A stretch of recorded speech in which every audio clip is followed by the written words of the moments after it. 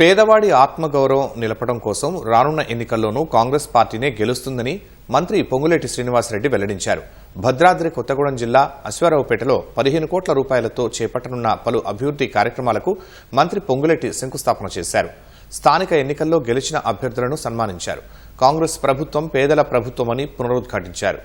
ఈ గిరిజన ప్రాంతం పట్ల ముఖ్యమంత్రికి ప్రత్యేక శ్రద్ధ ఉందన్న మంత్రి, అందుకే అదనంగా 1000 ఇందిరమ్మ ఇళ్లు కేటాయించారని మంత్రి పొంగులేటి శ్రీనివాస్ తెలిపారు.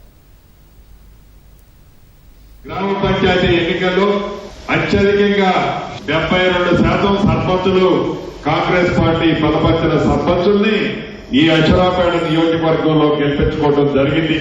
కాంగ్రెస్ ప్రభుత్వం అంటే పేదోడి ప్రభుత్వం.